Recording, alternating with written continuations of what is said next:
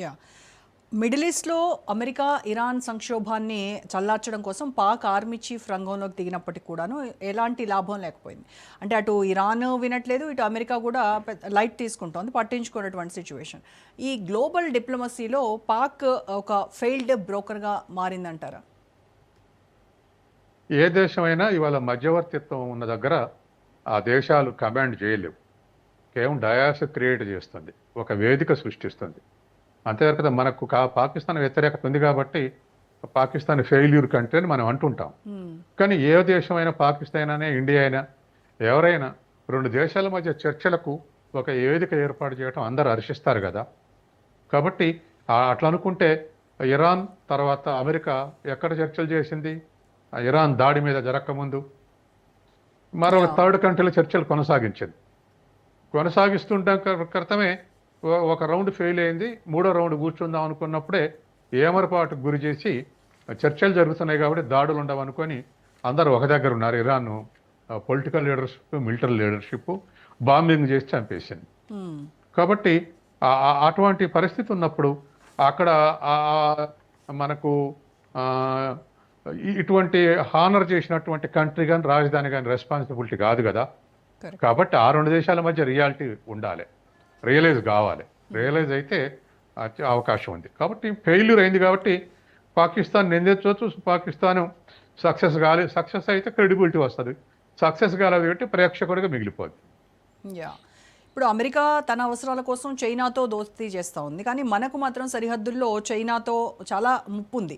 ఓవైపు లడక్ కావచ్చు, మరోవైపు హిందూ మహాసముద్రంలో కూడా చైనా మనల్ని ఘెరావ్ చేస్తూ ఉంది. సో అమెరికా నమ్మక ద్రోహం చేసేలా ఉంటే కనుక మన ప్రభుత్వం ఒంటరిగా డ్రాగన్ను తిప్పికొట్టగలదంటారా? అసలు చైనాకు అమెరికాకు వైరుధ్యం ఉందండి, శత్రుత్వం ఉంది. చైనా అమెరికా మిత్రుడని మనం అజ్యూమ్ చేయటమే కరెక్ట్ కాదు. కానీ ఇప్పుడు చాలా ప్రయత్నాలు చేస్తా ఉన్నాడు కదా సార్ ట్రంప్, చైనాతో స్నేహం కోసం రకరకాల ప్రయత్నాలు. నో నో నో నో ఆర్థిక సంబంధాల కోసమే. ఎందుకంటే అమెరికాకు ఇంపోర్ట్స్ కావాలి. దరిదాపు $400 బిలియన్ రెండు దేశాల మధ్య వాణిజ్యం, పెద్ద వాణిజ్యం చైనా అమెరికా మధ్య ఉన్నటువంటి. ఇంకా కరెక్ట్గా చెప్పాలంటే ఎక్యురేట్గా $419, అరౌండ్ $20. అంటే $420 బిలియన్ రెండు దేశాల మధ్య ఉంది.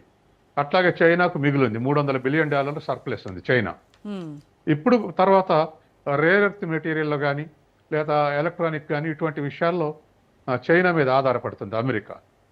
కాబట్టి చైనా కూడా అట్లాగే అమెరికా ఆధారపడుతున్నటువంటి స్థితి ఉంది. కాబట్టి చైనా ఆర్థికాభివృద్ధికి ప్రాధాన్యత ఇస్తుంది, అమెరికా వాళ్ళ ప్రొటెక్షన్ కోసం, వాళ్ళ సెల్ఫ్ సఫిషియన్సీ కొరకు చైనా మీద ఆధారపడుతుంది. ఎందుకంటే ఇవాళ ఈవీ వెహికల్స్ కానీ లేకపోతే స్పేస్ సంబంధించినటువంటి ఎక్విప్మెంట్ కానీ వీటన్నిటిలో కూడా ఇవాళ రేర్ ఎర్త్ మెటీరియల్ అవసరం. అవి లేకుండా సాధ్యం కాదు, మిజైల్స్లో కానీ ఎక్కడైనా. కాబట్టి చైనా మీద ఆ విషయంలో ఆధారపడుతుంది. చైనా అసలు reserves 60% reserves rare earth material చైనాలో ఉన్నాయి. ప్రొడక్షన్ 90% ప్రొడక్షన్ చైనా కమాండ్ చేస్తుంది. కాబట్టి చైనా మీద ఆధారపడక తప్పట్లేదు. ఆ మధ్య కూడా ట్రంప్ టారిఫ్లు ఎక్కువ వేస్తే చైనా వాటి సప్లై ఆపేసింది. వెంటనే కాలబేరానికి వచ్చి చైనా షాంఘై టాక్స్కు ట్రంప్ పోయి రిక్వెస్ట్ చేశాడు, అప్పుడు హానర్ చేశాడు చైనా.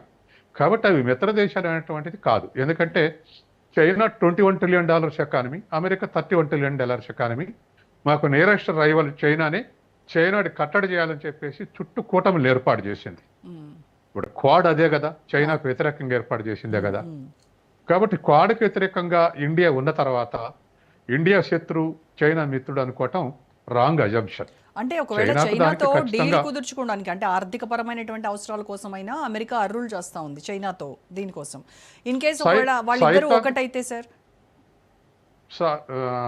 రోజా గారు, సైద్ధాంతికంగా చైనాకు అమెరికాకు వైరుధ్యం ఉంది, ఆర్థికంగా చైనాకు అమెరికాకు వైరుధ్యం ఉంది. ఒకదాన్ని ఇంకోటి ఓవర్టేక్ చేయాలన్నటువంటి పద్ధతుల్లో ఇవాళ ప్రపంచవ్యాప్తంగా బ్లాక్స్ ఏర్పడి ఆ బ్లాక్స్ వెనకగా సపోర్ట్ ఉంటున్నాయి రెండు దేశాలు కూడా. కాబట్టి అవి వదిలేసి భారత్ అమెరికా శత్రు దేశాలు అవుతాయనేటువంటిది రాంగ్ అజంప్షన్. ఎందుకంటే భారతదేశం గతంలో ఇందిరాగాంధీ టైంలో స్వతంత్రంగా వ్యవహరించింది, ఇప్పుడు అటువంటి స్వతంత్రం కూడా వ్యవహరించట్లేదు కదా. గాల్వాన్ దగ్గర ఘర్షణ వచ్చినప్పుడు ఎమ్మటే మనం అమెరికా దగ్గర పోయినాం, అమెరికా వెంటనే రంగంలో దిగింది. అవసరమైతే అసలు వాళ్ళే వచ్చి గాల్వాన్లు ఇన్వాల్వ్ అవుతాం అనేటువంటి దశకు పోయింది. పాక్ మనకు ఘర్షణ జరిగినప్పుడు పాక్ అమెరికా సపోర్ట్ చేసిన తర్వాత మనం కళ్ళు తెరిచాం. యా లేకపోతే మనకేం మిత్రుడు, మన మోడీకే మిత్రుడు ట్రంప్ మనం రాంగ్ అజంప్షన్ చేశాం. కానీ చివరికి ఏమైంది, పాకిస్తాన్ సపోర్ట్ చేసింది. కాబట్టి మనకు చైనాకు వైరుధ్యం శత్రుత్వం అన్నదానికన్నా చైనాకు అమెరికాకి ఎక్కువ శత్రుత్వం ఉంది. ఆ చైనా అమెరికా మిత్రుడు అన్నదానికన్నా మనం అమెరికాని ఎక్కువ మిత్రుడుతున్నాం. అమెరికా చెప్పిన మాట చైనా వినట్లే, కానీ అమెరికా చెప్పిన మాట మనం వింటున్నాం. కాబట్టి ఆ వైరుధ్యం ఉంటుందని నేను అనుకోను.